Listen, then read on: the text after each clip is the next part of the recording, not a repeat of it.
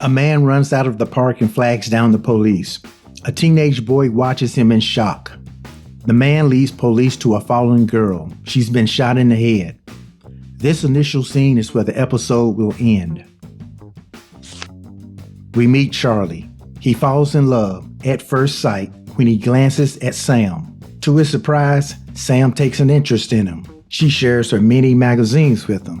But he's so deep into her, she could have shown him an ingrown toenail and he would have liked it. Sam introduces Charlie to her favorite band, Ex Post Facto. Charlie struggles with his father's death, which happened on 9/11. After being grounded for 6 months, Charlie gets a call from Sam. She invites him to see her new favorite band, Ex Nihilo. It's the same Ex Post Facto band, but with a new front man, Nikki Chaos. One little detail about this phone call. While it was happening, Sam's little buddies were burning down a building in the background. Her friends are a bunch of damn arsonists. Regan and Keith are at their daughter's recital. Regan is approached by Mercer. Mercer tells her that he's a friend of her estranged brother, William. In a hurry, Regan takes Mercer's phone number. At home, Regan receives an anonymous letter stating that her husband is cheating.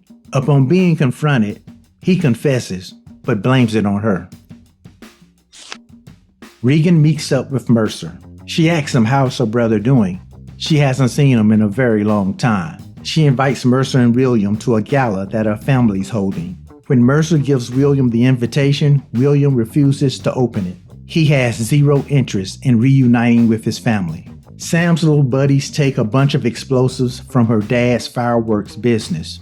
I guess they're upping their crimes from arson to bombings. Even though their marriage is flatlined, Regan wants Keith at the gala for appearance's sake. Keith gets another phone call. It's from Sam. Apparently Sam is the side piece that Keith was banging. Sam tells him that she wasn't the one who sent the letter to his wife. William is on that smack. He runs into Saul at the train station. Here we find out that William was the front man of the Ex Post Facto band. Saul informs William that the band has reformed and is performing tonight. William tells him that the band is in his past and that he wishes them well, but he has other things to do, except that he doesn't. William calls Mercer to cancel the plans for the night. He plans to go see his old band. Charlie and Sam head to the show. Sam ditches Charlie at the entrance. She tells him if she's not back in an hour, come find her at the park. Charlie runs into Sam's little buddies at the show. After Wilson canceled their plans, Mercer decides to go to the party solo. As the party is across the street from the park, Mercer bumps into Sam and they have a brief encounter. William watches his old band, Ex Nihilo. Charlie goes backstage to meet the band. There, they find out that he knows Sam as well. Old frontman William bumps into new frontman Nikki in the bathroom. Speaking of bumps, they both share cocaine. In the madness, Charlie lost track of time and realizes that he needs to go check on Sam at the park. At the gala, Mercer pulls Regan out for a conversation. He discusses his relationship with her brother William. He tells her he came to the party to piss William off. Sam is at the park waiting and waiting. She hears a noise. She goes to investigate. Back at the party, Mercer and Regan hear gunshots from a distance. They return inside and Regan introduces Mercer to her uncle and business equal, Amory. Amory belittles Mercer in short order. Mercer decides to leave the gala. Amory informs Regan that her father is going to be arrested tomorrow for tax fraud. While waiting for the bus, Mercer hears moans coming from the park. Now moans can mean one of two things, one very good, one very bad. This was the later. Mercer finds Sam laid out with a hole in her head. He covers her up with his jacket and runs for help. Charlie shows up at the park and catches Mercer pleading for help. As Mercer runs off, Charlie goes over to investigate himself. He sees that it's Sam. He pisses his pants and runs off. Charlie ain't built for that shit. We then get a montage of people leaving the party and the park. Charlie takes his pissy pants off and throws him into the bushes. Regan's son Will is running off somewhere at full speed. Keith is at home alone. Regan drags her drunk ass into the back of a car.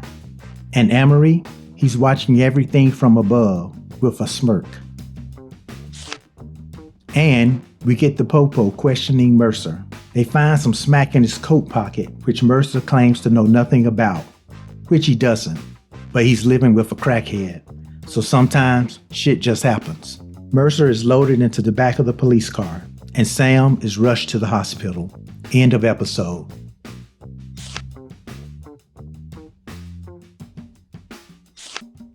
Sam and Charlie head out for New Year's Eve. Sam has some shrooms, buttons, Alice, magic. She stares deep into Charlie's eyes. Now you might think this is a beautiful love story, but I see it as a young boy in love being tortured without any mercy by a girl who has no romantic feelings for him. Well, the mushrooms got Sam feeling sick. Saul tells Charlie to throw her in the shower and to keep her awake. Nikki holds center stage at the party, while in the basement, Charlie helps Sam out of her clothes. Post-shower, she joins him on the sofa and goes to sleep. It's in this moment that Charlie confesses his love and steals a kiss. However, Sam wasn't really asleep yet, but she doesn't let him know. She sheds a tear. Back to the night of the gala. Mercer's being taken into the precinct. Sam's being rolled into the hospital. Charlie runs into a church. Regan returns home and notices that her son isn't in his bed. Later on, we see her son sneak into the house. What in the hell is this little bastard up to? Mercer seems to be more concerned with the status of Sam than the fact that he is now suspect number one. He tells Detective Ali that the suit with the heroin was Williams. Ali lets him go but tells him that he is a person of interest. Charlie tries to get encouragement from the priest. I said tried. Regan cannot reach her dad about his legal problems. She calls Keith for advice. Mercer arrives home and tells William about his night, about meeting his sister and his rude uncle, finding a shooting victim in the park, being arrested for possessing smack in his suit. William tells him that technically he wouldn't have been arrested for smack if he hadn't worn the suit to a party that he told him not to go to. The two have an argument. Regan is at the park with the kids. Her daughter finds a dead bird with a gunshot. Her son Will is an asshole towards his sister. Regan picks the bird up with a newspaper and disposes of it. I'm not sure how this is going to play into the plot. I'm just mentioning it. Charlie reads up on the shooting in the newspaper. The detectives begin their investigation. They interview Sam's roommate. She tells them that they weren't close and that Sam was hardly there. Amory asks the hotel clerk if he has any information on the park shooting victim. He also asks the clerk if Regan's husband Keith showed up to the gala. He didn't. When Regan's dad arrives back in the country, he's taken in by the feds. Charlie goes to one of Sam's hangouts. He walks in on her little buddies making a bum in the bathtub. For his discovery, Sam gets his lights turned out by Saul. Detective Ali walks the park. He finds Charlie's pissy pants in the bushes. Inside the pockets, he discovers a subway pass and a flyer for the ex-Nilo show the same night as the shooting. End of episode.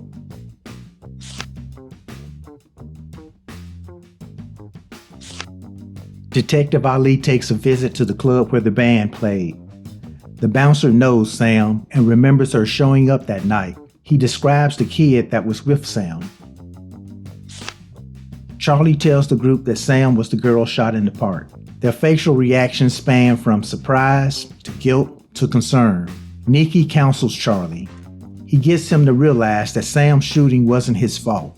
One part counseling, one part grooming. Mercer and William have dinner with art financier Bruno. Bruno wants to see what he's been paying for. William doesn't have much art to show him. William can bullshit Mercer, but not Bruno. Bruno knows that William is a junkie and calls him out. Mercer is surprised. At the family breakfast, Regan's dad announces that he may be retiring. Yeah, guess so since you're about to go to prison, Pops. He wants Regan to step up and take over. Mercer wants to have an intervention for William. Regan agrees to attend. Detective Ali goes to Sam's house and looks over her belongings. He sees the album cover of the band. Her father gives him Sam's little magazines. Back at the precinct, Detective Ali finds a photo of Charlie inside one of the magazines. He goes downstairs to the club bouncer being interviewed. He shows him the photo. Is this the kid from that night? Yep, that's him. Charlie is now a gopher for the band. This kid is lost in grief.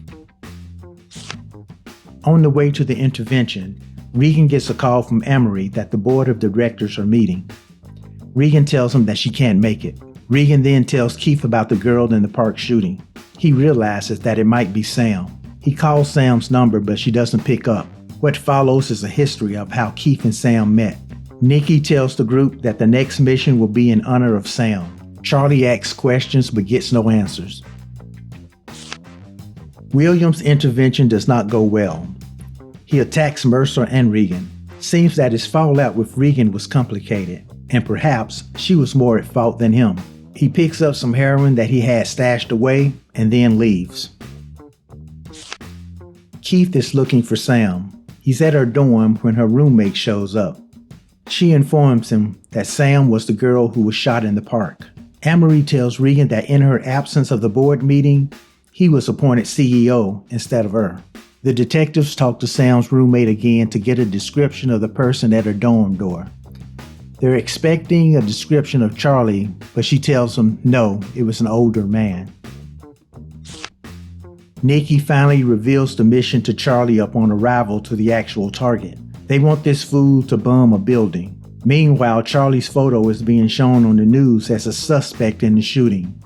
His mom grabs the phone and calls the police. I guess it was peer pressure, but Charlie throws the dynamite into the building. I sure hope no one was inside. Amory and Keith meet in the park. Keith asks if Amory, had anything to do with Sam being shot. Amory tells Keith that this whole thing is his fault. End of episode.